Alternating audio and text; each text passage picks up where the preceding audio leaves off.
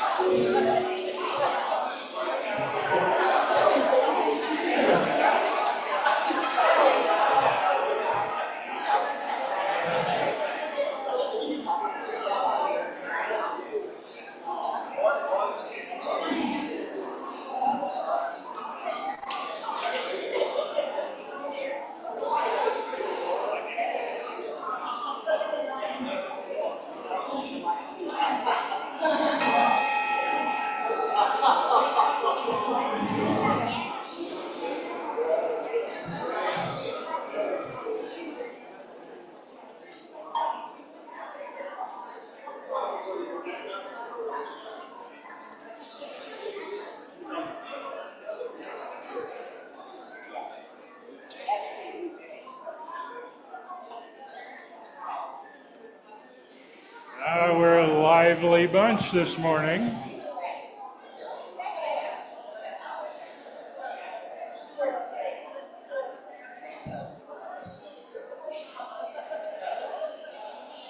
I feel like the teacher in front of an unruly class.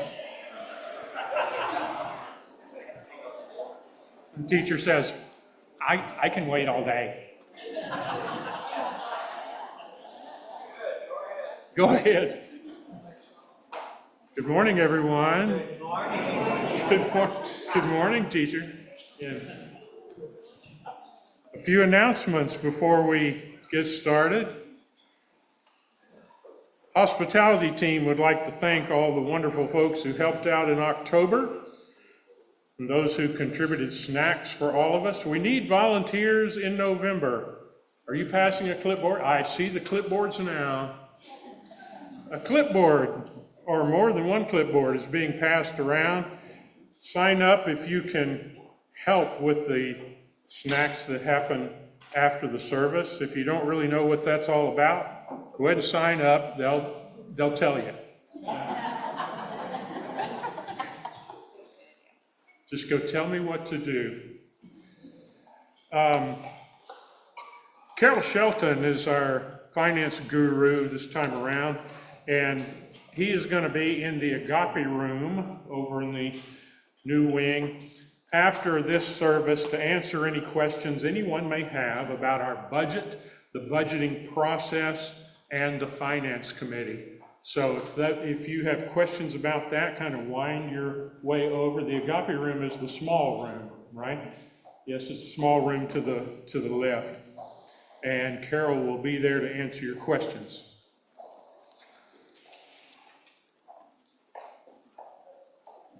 Nothing says Christmas like 90-degree weather and tamales. Can't do anything about the weather, but I'm here to offer you a deal on the tamales. You've seen the note here, you saw a note in the newsletter, and there's a handout outside, but we want to offer you a deal just because you're here today. If you order tamales from Manos de Cristos by November 29th, you can pick them up yourself on Friday, December 6th. However, just today, one time only, we're going to offer you this deal that if you tell them that you're ordering tamales with St. Andrew's Presbyterian Church, we will pick them up for you, and we will have them here on Sunday, December 8th.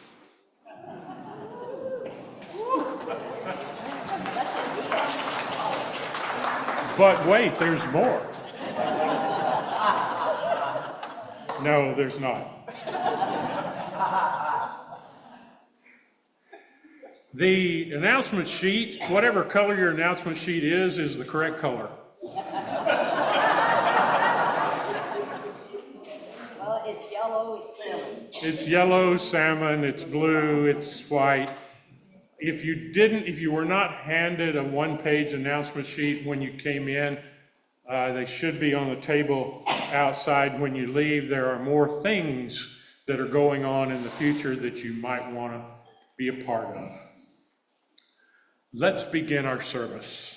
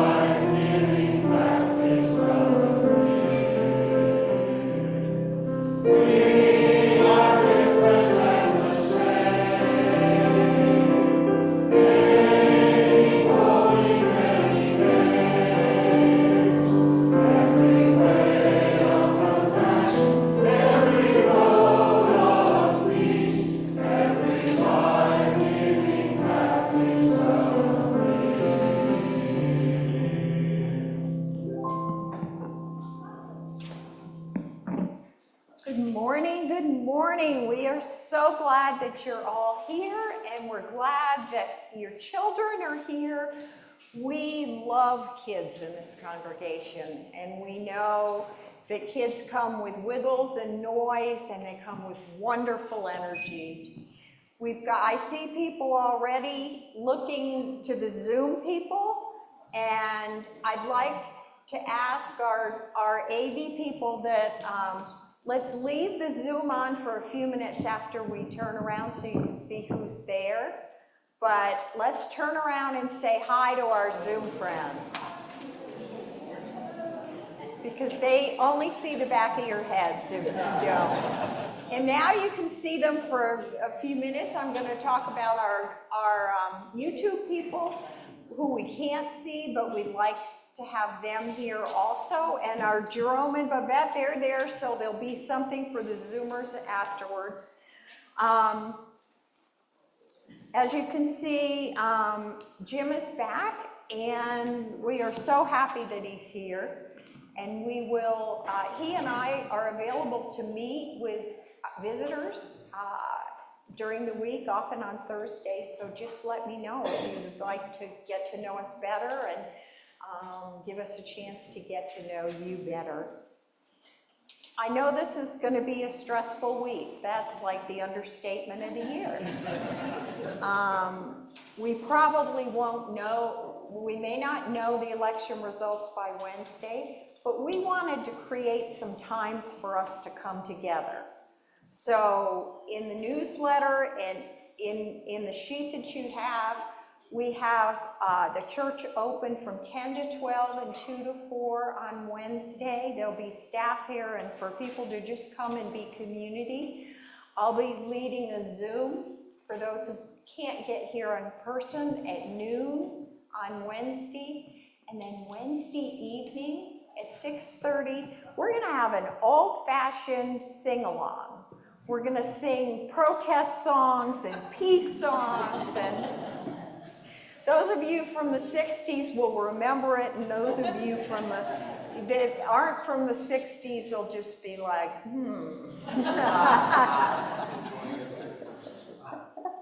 Yes, enjoying it. In that vein, familiar songs can be comforting. And we at St. Andrews aren't known for liturgy. Liturgy is really spiritual words that are repeated over and over again. And our songs are liturgy. And so this week, especially on Tuesday and Wednesday, when I get stressed, I am going to sing our gathering song, Every Way of Compassion. Since I'm standing here in front of you, I suddenly went blank, so I'll read the words. Every road of peace, every life-giving path is welcome here. I'm just going to sing it over and over again as a liturgy to keep me calm. You may find that you have a song that helps you, but I invite you to find something to keep you calm too. And with that, let's join together in community.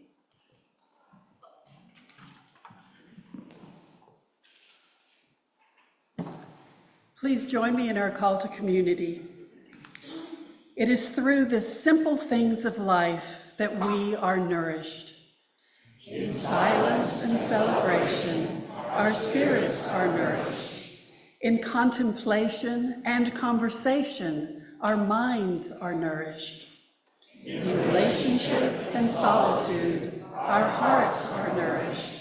May we find in the simplicity of ritual nourishment for the unfolding days, and may we sense connection through the gifts we share. As light into light, we pour ourselves. May it be so. Please rise as you're able.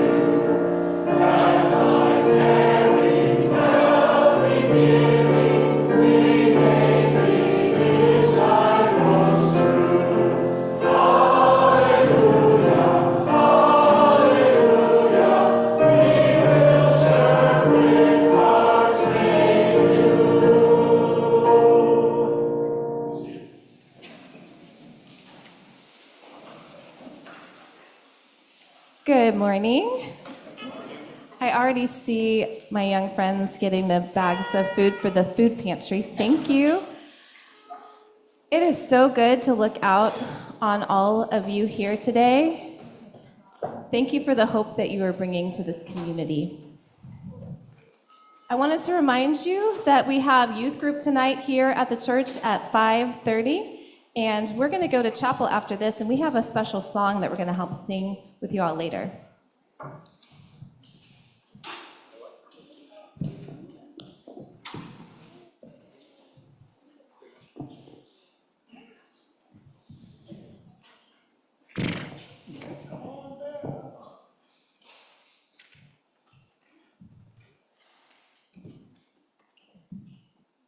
Hello, wonderful friends. Hello. How are you all? Did you have a good Halloween? What were your costumes this year? What did you go dressed up as? Yes. Dorothy. And she has her yes. ruby slippers. Oh, she does. Beautiful. Yeah. And what did you go as? Bingo. Oh, cool. All right. The game or the dog or a dog? Okay. All right. All right. Well, that's wonderful. Well, those are good costumes, but Hortense, I can't figure out your costume. What are you? Oh, Jack, that's easy. This year I went dressed as a horsefly. See, I was a horsefly. Yeah, I get it. That's good. But Mr. Monkey, what is your costume? Oh, you'll never guess it. You'll never guess it. Oh, I see. You were a monkey wrench? How'd she figure that out? That's a good one. Well, I still can't figure out Jack's costume. What do you- Well, see, you know, rabbits are sometimes called hares, right? Yes, yes. Well, I decided this Halloween I would go as a bad hair day. Get it, hair? Get it? Now, that's scary. And you know, that's what makes Halloween such a sacred day. Where you get candy just for wearing a costume. Yeah, that's good. Well, Halloween is fun. Wouldn't it be wonderful if there was a day that we could just be nice to each other and just for being ourselves? Jack, I think that we should do all year long. I love Halloween, but we shouldn't have to wear masks for people to be sweet to us. Let's sing a song about love, okay? Yes, let's. Yeah, The poems don't look good. You're Will on. y'all help me sing? we're just astounded. We hadn't done it in a while here. That's right. Okay. I'm taking your silence as meaning you're so excited, you're too excited to talk about it. So, it's good to see y'all. This is a song we haven't done in a while, because I haven't been here in a while. But you remember, let love save the world? It goes, I'll say a phrase and you repeat it.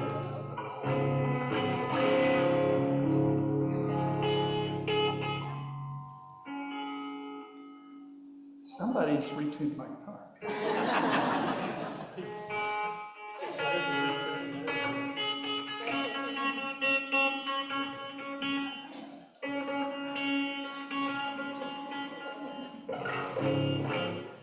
I hope that was fun for someone else. Yeah. Okay, it starts off, I don't know what I've been told. Love is worth much more than gold.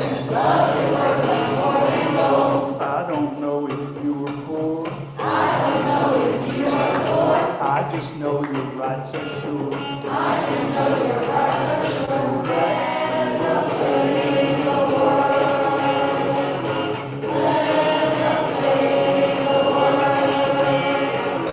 I don't know the color of your skin. I just know we all are kin.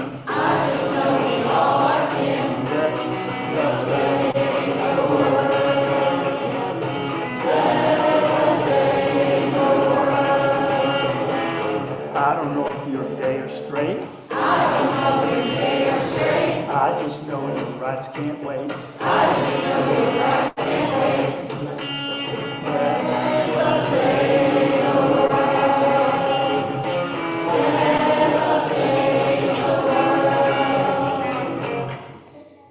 I don't know if you pray like me. I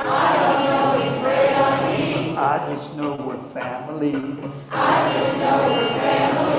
I don't know, but I've been told. Love is worth much more than gold. Let us say the word. Let us say the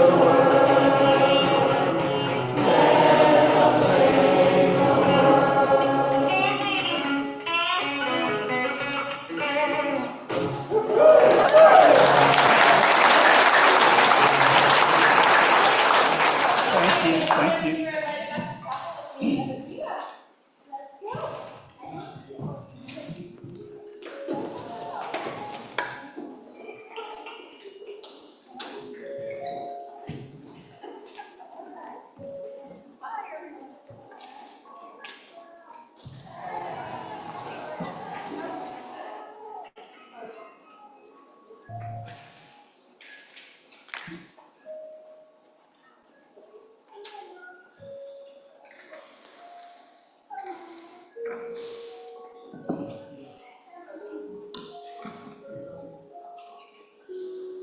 Let love save the world.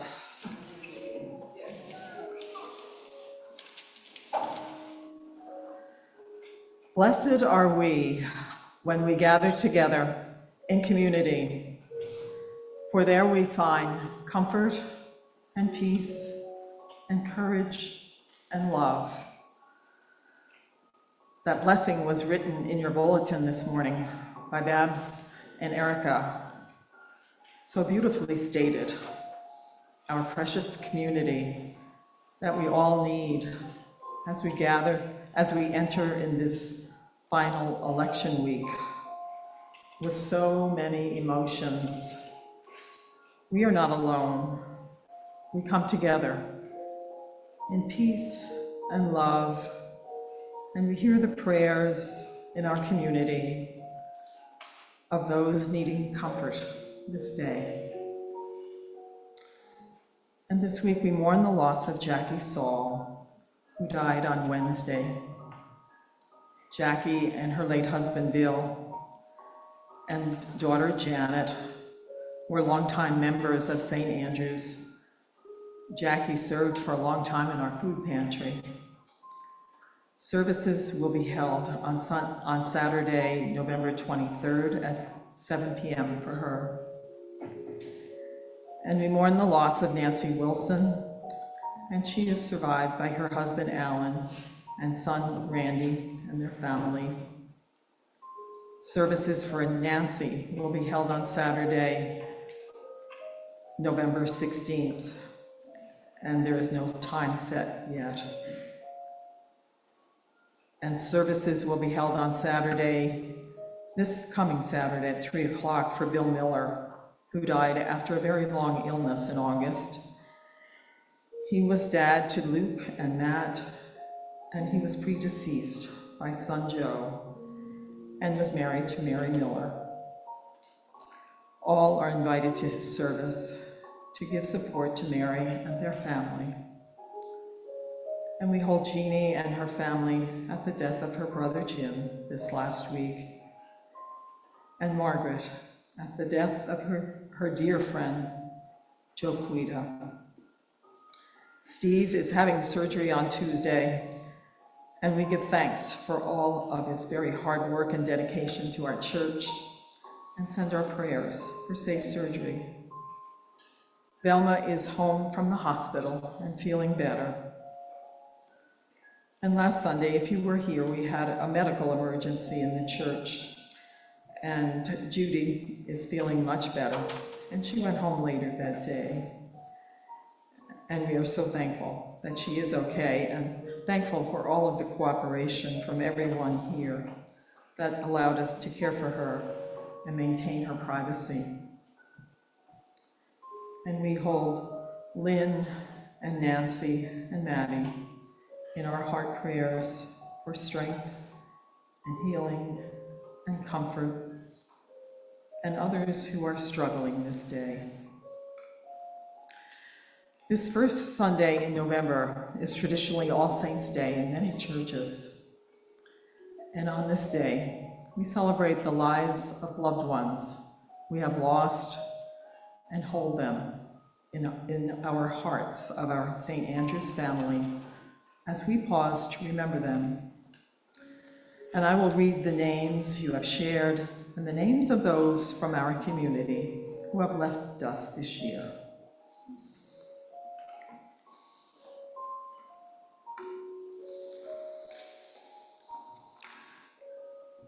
Virgil, Dick, Bob, Carol, Sherry, Renee, Nancy, Jan, Bill, Greg, Carol, Nancy, Joe, Laura, John, Irene, Raymond, Norma, Kenneth, Scott, Wade, Marilyn, Paul, Grace, Charlie, Joanne, Johnny, Daryl, Kenneth, Donald, JD, Milo, Ruth, Dan, Dennis.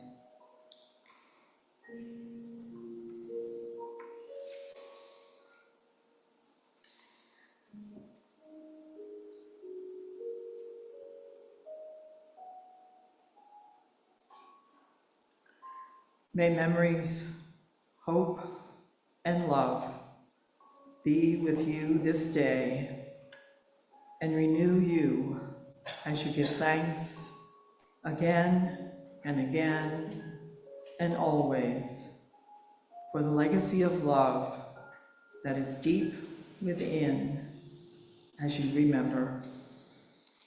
Amen.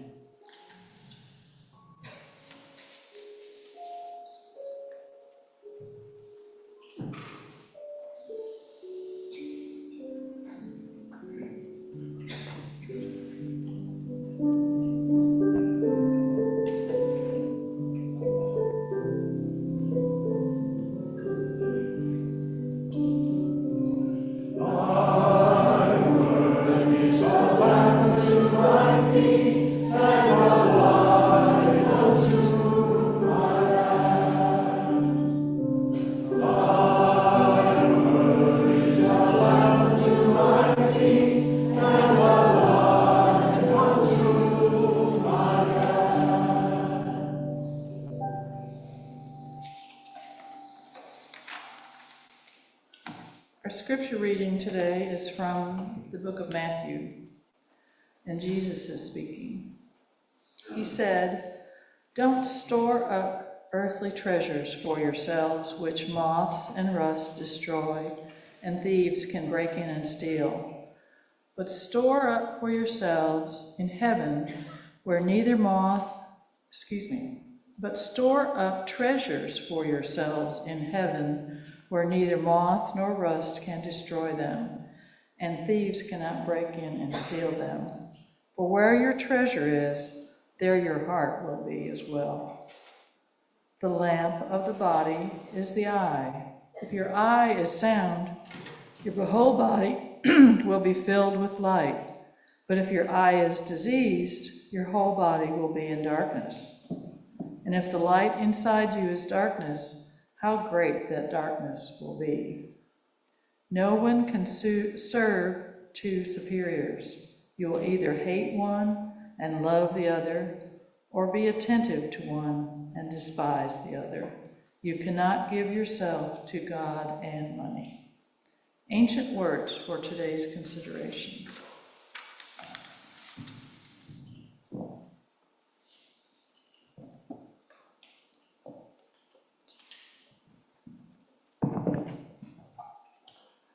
Hi, my name's Jim.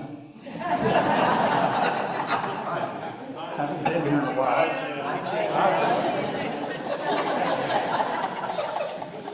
But it's kind of like that.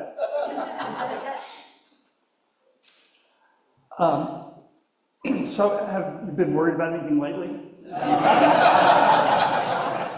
maybe I should talk about today? I'm so glad that we started on the Sermon on the Mount way back. And I just figured with the church in the United States, a huge part of the problem was so much of the church saying things Jesus never said and calling people to a cruelty and an ignorance and a superstition that doesn't help anybody, including the people who are trying to maintain the appearance of Christianity.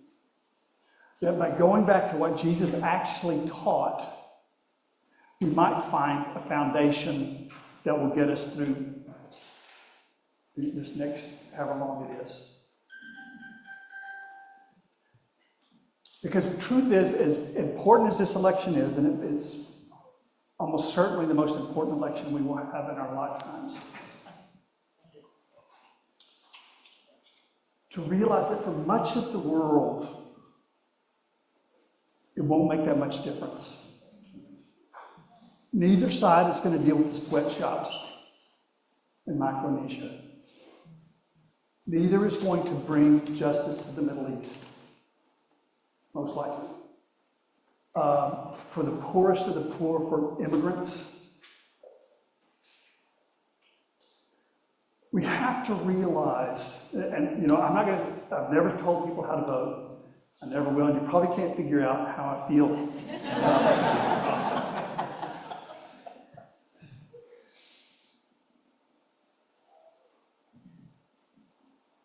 But we need to vote for humankind if we're going to call ourselves Christian. As smart as Jesus was, he never once mentioned the flag, gun rights, the importance of boundaries of nations. And the church lies when it says he did. When we look at how Jesus treated women, he never said, I'm going to rescue you, whether you want me to or not. But that's not a rescue, that's a kidnapping. So there's a whole lot on the line in one sense. In another sense, for the most marginalized and powerless, it's going to be Tweedledee and Tweedledum. It's our privilege that makes it so different. We don't want to lose the privilege we have and be like the people that we cooperate in their oppression. We need to do better no matter what. So as much as we want, a lot of us want the election to go a certain way, we have a certain charter either way to advocate for human rights at a level that politicians don't do.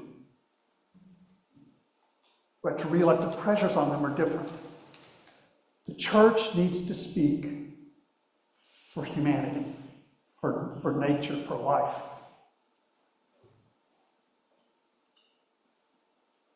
So when we look at these next few days, when our neck is in the gallows too, to think through what we're afraid of losing and realize that a lot of people never have had it in the first place.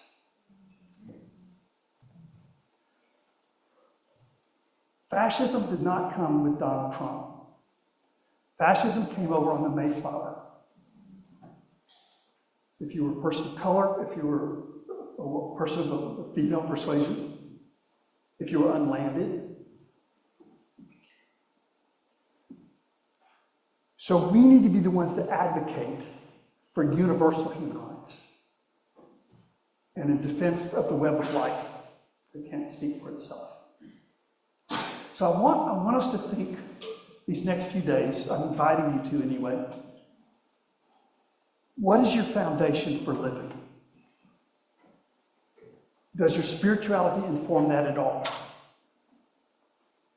Because most of us went to Sunday school and learned Christianity within the context of Americanism.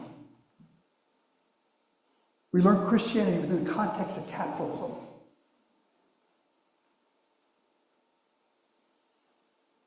We advocate for things that Jesus condemned and condemn things that Jesus advocated. It seems to me that if we're going to call ourselves Christian, Jesus should get some kind of vote a little bit on what the message is. And if you turn to the Sermon on the Mount, you find a radically different message than you're going to find in 95% of the churches across the country. Again, that's not arguable. Just turn to the Sermon on the Mount and read it and say, have I ever heard that in a church sermon?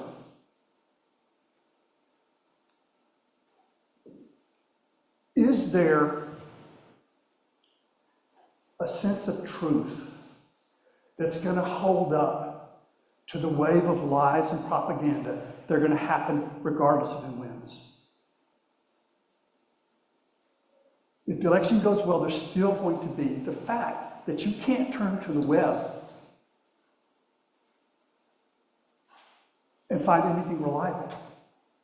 In fact, you can't find any mainstream media, or very, very, very, very few, that are not beholden to the powers that be.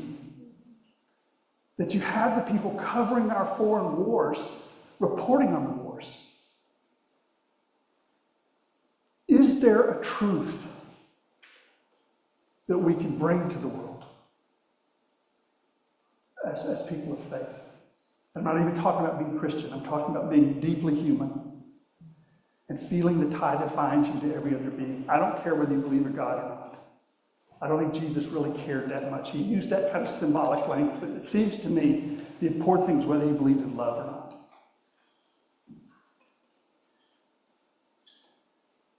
What is your idea of power? As a child in school, you were probably taught to succeed over and against your friends. If anything, to sell them out so that you can be successful and powerful. It's not your fault.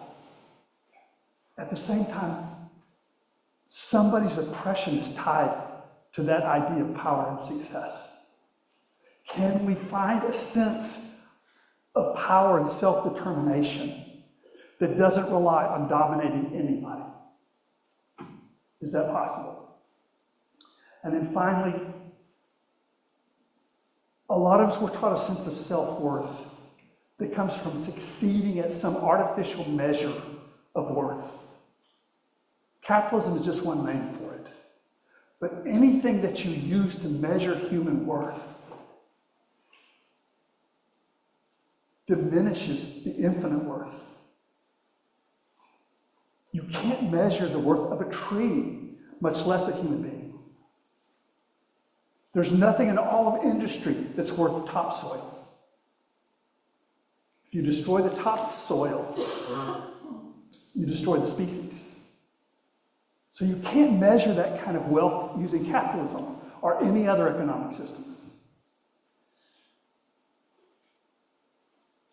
Is there a foundation that will give us peace regardless of what happens? I don't think it's ever a mistake to think through what the foundation of your living is in your life. What are you betting your life on? What assumptions? Jesus said, the eye is the light of the body. Let's think about that for a moment. In the ancient world, they thought the eye sent out a beam, an eye beam. So it was like a lamp that would send out this light. And he said, if the light within you is darkness, what do you think he means by that? Here's what I think. I think Jesus was more like Buddha than the American Jesus. He was talking about awareness, not belief. It was in Europe that it got reframed to be a belief system. But if you look at the Sermon on the Mount, he's trying to wake us up, to inflame our hearts and curiosity in mind. The eye is the light of the body. If you believe lies, even if the church taught you those lies, your body will fill with darkness. If you have a prejudice, that's going to block out the light. You think you're seeing the real world, but you're seeing your opinions of the world. If you believe propaganda, if you believe Puerto Rico is a pile of garbage, and you've also been taught never fact check. Because if you're going to be successful in MAGA, you need to never fact check. And what we're talking about is frightened people, frustrated people, people in despair, metaphysical despair, being taken advantage of. These are our brothers and sisters. This is our human family.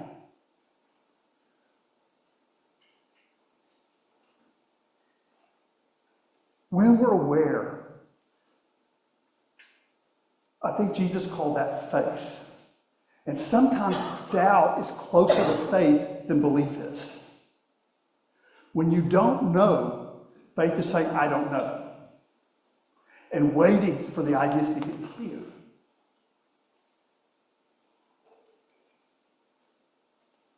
In these last years, there's been a pseudoscientific movement that is just bewildering to anybody who's ever studied science. What is so frightening about reality? Why are people so afraid to live there? Jesus said that when you don't perceive the world honestly, your body fills with darkness. But you think it's light, you think it's information, you think it's knowledge. And what he's saying is you have to let yourself empty of belief so that you can become aware. He sometimes called it being born again. Leaving your memories about the world long enough to look out actually and see through your own eyes. What is really there? When you look at the people of the world, it's your family. There's nobody that doesn't belong here. So how does that truth inform you? In the early nation, Thomas Paine had an idea of democracy. He was limited by his background, of course, but he realized that there's not going to be democracy if people believe lies. Reason is very important. And you're a better patriot if you're willing to lose an argument to be honest and reasonable than if you insist on what you were taught just because you're too afraid to investigate. Here's what Thomas Paine said. When a people have so corrupted and prostituted the chastity of their minds as to profess things they do not believe, they have prepared themselves for the commission of every other crime. When a people have so far corrupted and prostituted the chastity of their minds as to profess things they do not believe, they have prepared themselves for the commission of every other crime. How many people were raised in the church reciting creeds that made no sense to you, but you were told to pretend like you believe that?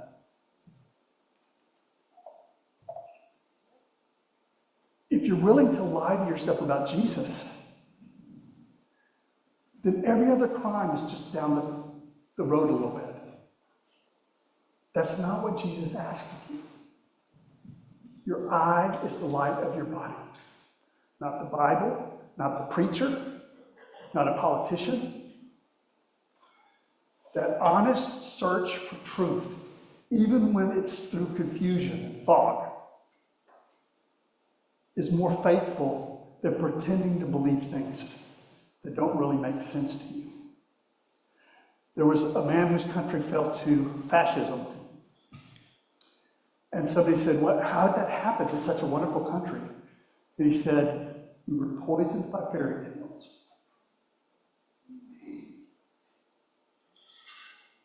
Poisoned by fairy tales. Stories that are charming, but they aren't true. Symbols like the flag. There are no replacement for Constitution. But stir the emotions. So the first thing I think Jesus is saying to us is look out at life through your own eyes. Don't let anyone else tell you what to think. Because that train's going to go to a place, and you're going to wake up someday with blood on your hands. So don't even get on the train in the first place. Trust the wisdom within you. Then second, what is your idea of power? What makes you powerful? I know that I was taught as a young boy to stay in control of things. And I was told that's what women want. You can guess how that worked out.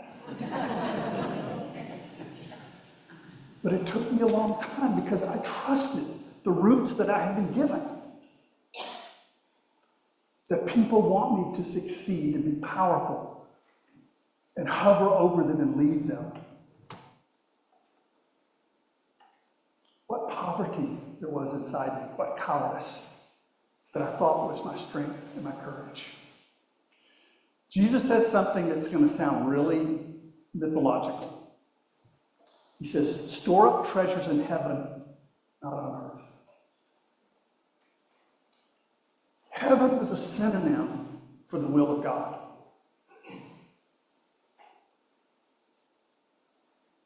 Heaven meant the way of things, the way of life, the way of nature. It's not like a castle in the sky. It's like a river that runs through everything. And to follow that, to listen to it, to let that be your guide, is more helpful than any book, any teacher, any leader.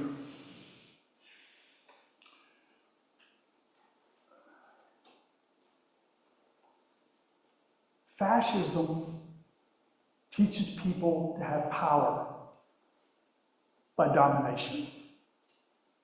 It's a sense of worth that comes from being better than other people, laughing at other people, embarrassing other people.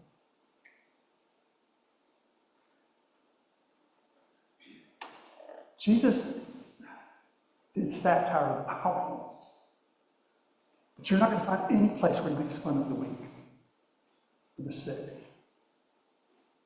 So somebody who makes fun of the weak and the sick, the mentally ill, somebody who's born in a different culture, that doesn't make them inferior.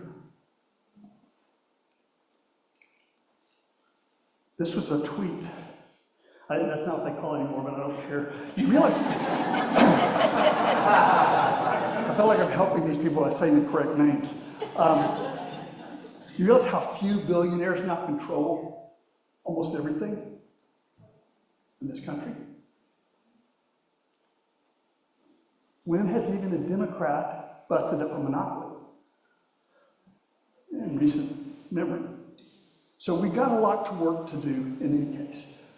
But if you're the human being who calls for compassion, you're doing everything that you can possibly do. This was the tweet.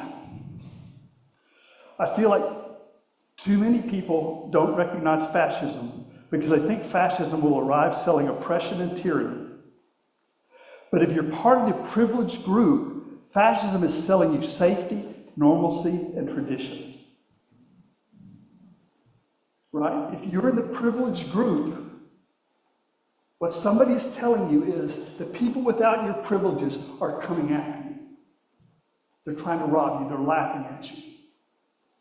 That is like the axle of fascism and demagoguery. So we reject it. What is that power that you can have that doesn't require anybody else's domination? It's your character, is it not? Even people in the Holocaust realized that there was a power they had to make their decisions, to live with integrity that was stronger than the entire artifice of the fascist state. You can leave here today with a commitment to that notion of power and realize that that changes the world. It makes such a difference not to participate in anyone else's domination. The final thing we need to learn, I think, from this teaching is not to get our sense of worth from any artificial system, not just capitalism, any system that grades human beings, that evaluates their worth. Human beings are the source of worth, not the system. Living beings are the source of value. Jesus says in our passage, you cannot serve God and man. But see, that's more disgusting than me. I mean, I hint at it, but Jesus came out and said it. You can't really serve the sacred if you're beholden to an artificial system of value. It's not going to happen. The system will lead you astray. The system will sell you out. If you have free markets and you have a leader who runs the state like a business, they're going to sell the government out from under your feet. In a purely unregulated capitalist state, everything is for sale. Do you really want your institutions of justice to be for sale? Jesus was trying to teach us that sometimes we love objects like people and people like objects. When corporations are persons, but immigrants aren't.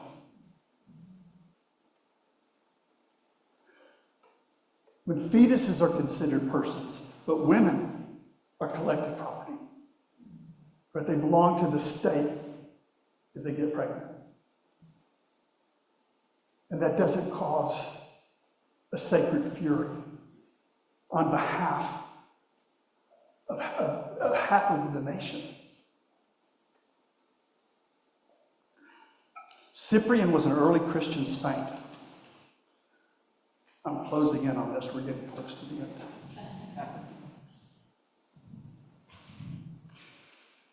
The early church was much more militant against wealth. It's not that some people have something. That's not a problem. But if some people are hoarding huge amounts while other people do without enough to survive, that wasn't just wrong, that was a sin. This is St. Cyprian and talking about what wealth does to the human soul. Their property held them in chains. Chains, he's speaking of the rich. Their property held them in chains. Chains which shackled their courage and choked their faith and hampered their judgment and throttled their soul. If they stored up their treasures in heaven, they would not now have an enemy and a thief within their own household. They think of themselves as owners, where it is they, rather, who are owned. Enslaved as they are to their own property, they are not the masters of their money, but its slaves. So think about where your value comes from and emptying what you were taught to weigh yourself on any scale whatsoever. You are of infinite worth. You measured the systems by humanity, by life, by the web of life. So this is a time of great challenge. There's so much on the line, in one sense. In another sense, there's a depth within you that can do this. Regardless of what happens, there's a peace within you that can be there. There's a joy within you if you go deep enough within yourself. This was a conservative, I guess a country western singer, Christian musician. I don't listen to Christian music, but I like this one. And this is, conservative is not the problem. Conservative is not the problem at all. It's cruelty, superstition, ignorance. This is a very conservative person who's being moved by the Sermon on the Mount, I guess. He goes, "Which Jesus do you follow? Which Jesus do you serve? My Jesus spent his time with thieves and the least of these. He loved the poor and accosted the comfortable. So which one do you want to be? Because my Jesus would never be accepted in my church. The blood and dirt on his feet might stain the carpet.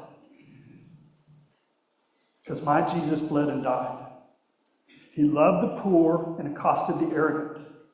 So which one do you want to be? Blessed are the poor in spirit. Or do we pray to be blessed with the wealth of this land?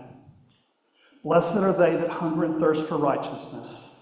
Or do we ache for another taste of this world of shifting sand?" Since we're in a crisis, we might as well learn from it. What's the worst of times politically can be the best of times spiritually. But we're forced to go deeper than we're comfortable going. So asking yourself, what is my notion of truth? Am I looking through my own eyes, or am I believing what somebody else has said? Jesus says your eye is the light of the body. You will be a lighthouse for others if you're authentic. What is your notion of power? Jesus was nonviolent, but he wasn't manipulated by anybody or controlled by anybody. His character was his greatest treasure, and he would not compromise on that. Neither do we have to do that. And then finally, to realize that we've been taught to measure ourselves, to weigh ourselves, to judge ourselves on artificial values. Jesus is trying to help us understand that we are each of incalculable worth. You are of infinite worth. Your friends are of infinite worth. Your enemies are of infinite worth. There is a depth within you that can give you peace and joy, no matter what. Jesus is inviting us to consider these next few days, I think, what the foundation of our lives will be. Thank you for your kind attention. We'll take a moment for you to reflect on your own thoughts.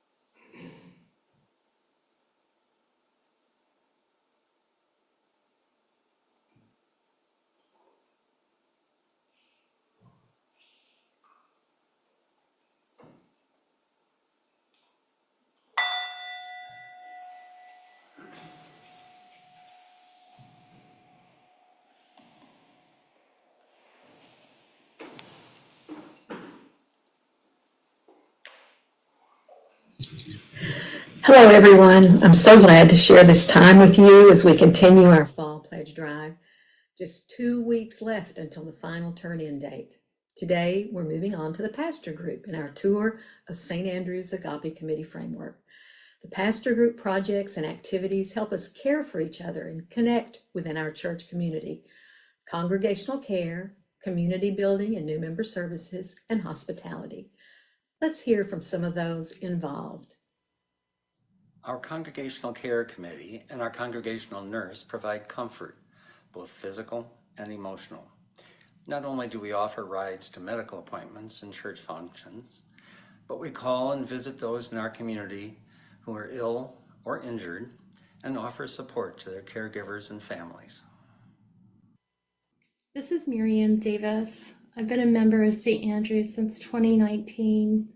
You know, many of us have leaned on our congregational care volunteers for comfort during the most difficult times. I personally experienced an extensive amount of compassion and support during recoveries from my organ failure, breast cancer, and kidney transplant, which is incredibly helpful during those last few years. I can't thank them enough for the love and comfort they bring to our church family. Thank you. When you walk into our church, we want you to feel like you're being welcomed into a family who loves you just the way you are. And this community that we're building is no accident. Volunteers on our community building and new member services committee put a lot of thought into creating moments of connection and celebration all through the year. Like the roundtable dinners. They're such a fun way to get to know people outside of church. It's how I made friends when I was new here. And the next round of roundtable dinners is coming up. Friday and Saturday, November 15th and 16th. Sign-ups are in the lobby, and I sure hope you can join us. Thanks. Yeah, groups from St. Andrews gets together often to attend movies and plays and concerts and sporting events. And for the past 2 years, my husband and I have gone with a group to Round Rock Express baseball games. And we always have a great time. And it's a perfect way to get to know other St. Andrews members and friends. Good morning. We wanted to tell y'all a little bit about our group for young adults, Love Stays. So STA for St. Andrews, and then Generation Y and Z. So all together, that is Love Stays. We started coming together about a year ago, just grabbing coffee to get to know each other better, and we just never stopped. We meet the second Sunday of the month after the service, and sometimes we do crafts, we've done game nights. We recently got together for a Halloween party, and we just love celebrating each other's birthdays, engagements, babies, and all the other good stuff. We were talking about having a Friendsgiving, and we'll probably have a little Christmas party too. St. Andrews means a lot to us, and it feels really great to deepen our ties within this community.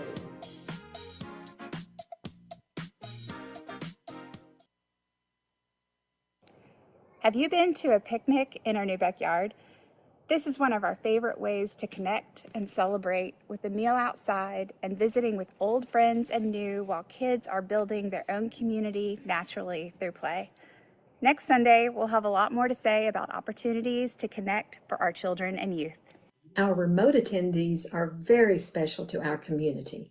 Zoom and YouTube keep us connected to dear friends who live nearby but can no longer attend in person, as well as members and friends from several other states and other countries. In 2023, we moved to Langley, Washington on Whidbey Island after attending St. Andrews Me for 35 years and Robert for about 16. It means so much to us that we're able to worship via Zoom with y'all. I also attend the Tuesday morning Conversations in Living class, and we both attend the Sunday class at dawn 30 Pacific time. Obviously, St. Andrews will always be our home. What she said. And don't forget our hospitality volunteers. Here's a big thank you to all of them who make sure we have refreshments in the foyer every Sunday. Many thanks to all the pastor group organizers. As we care for each other and deepen our connections, our sense of purpose expands, and we take that with us wherever we go. Community building happens all the time. When we learn together, when we serve together, when we worship together, and when we just exchange a smile. We are all indispensable builders of this special community of love and support that brings out the best in each of us. November 17th is only 2 weeks away, and we have work to do in order to reach our $500,000 pledge goal. We'll total up the pledges we've received by that time and use that amount to finalize St. Andrew's budget for 2025. We just need a whole new word to express how grateful we are for each pledge we've already received. A simple thank you seems inadequate. If you haven't pledged yet, we encourage you to make your pledge today. These times seem especially uncertain, and some worry about making a commitment they may not be able to fulfill. We know you'll do your best, but if your circumstances change, you can certainly change your pledge. Every pledge will make a difference, large or small. Financial support is essential to all of our missions, and pledging is one important way to walk the walk together with your St. Andrews family. You'll find pledge cards in the foyer, and you can still pledge online.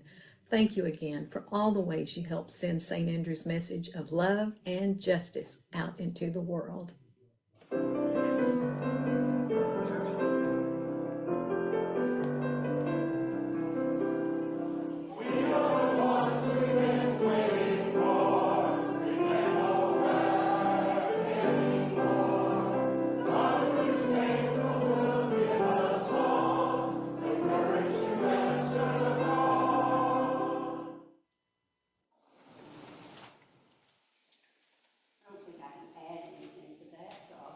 The ushers to please come forward.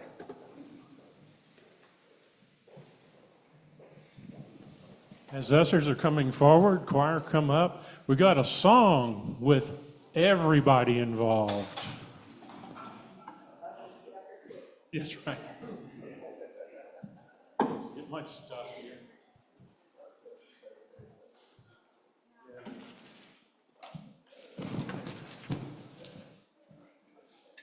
This song is by Melody DeMore. She's a composer and activist. She calls music a weapon of mass connection. She wrote the song Lead with Love in 2016 as a call for connection in troubled times, and it's a good time to sing it. I'm gonna teach you the chorus. Got the slide up there, yep. And kids are gonna come in, and pretty soon we'll all be doing it. So give me the vamp there, maestro.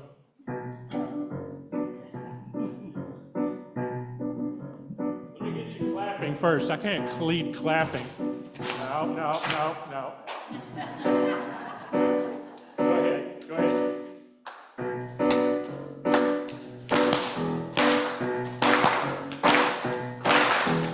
Just watch the choir. Gotta put one foot in front of the other and lead with love. Put one foot in front of the other and lead with love. You gotta put one foot in front of the other and lead with love. Put one foot in front of the other and lead. You try it now. You gotta put one foot in front of the other and lead with love. Put one foot in front of the other and lead with love. You gotta put one foot in front of the other and lead with love. Put one foot in front of the other and lead. One more time. Gotta put one foot in front of the other and lead with love. Put one foot in front of the other. All right, one call, you answer. Don't give up hope. You're not alone. Don't you give up. Keep moving on.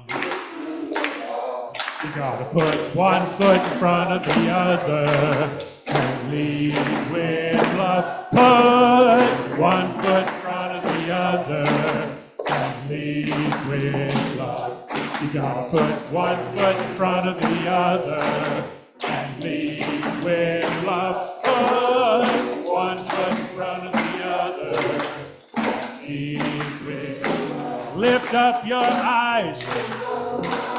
Don't you despair. Look up ahead. The path is there. You gotta put one foot in front of the other and lead with love. Put one foot in front of the other and lead with love. You gotta put one foot in front of the other and lead with love. Put one foot in front of the other and lead with love. I know you're scared, and I'm scared too, but here I am, right next to you. You gotta put one foot in front of the other and lead with love. Put one foot in front of the other and lead. Come on, let me hear you. You gotta put one foot in front of the other and lead with love. Put one foot in front of the other and lead with love.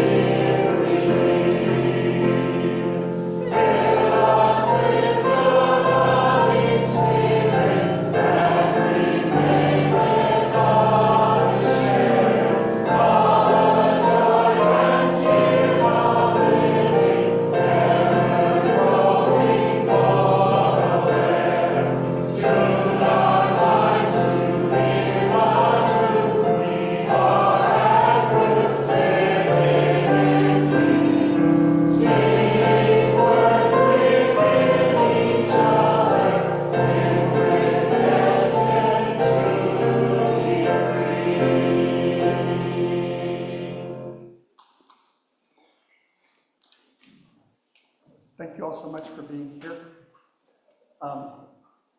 Just a personal note, it's not a coincidence that the church does the stewardship drive when I'm not in town.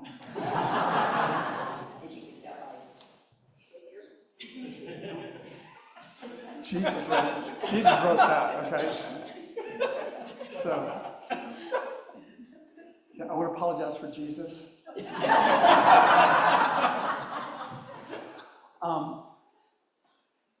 But I just don't want anybody to come here thinking that that's why we want people to come here. I want people to know that they're welcome if they have nothing to give physically or emotionally. I think Tara does the best job of stewardship of anybody I've ever seen.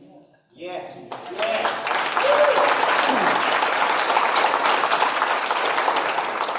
the fact that we are able to feed so many people and do so many services is a direct result of that. So thank you for working around me. Oh, she left, Shorty left the church, okay. When she saw me getting up, yeah.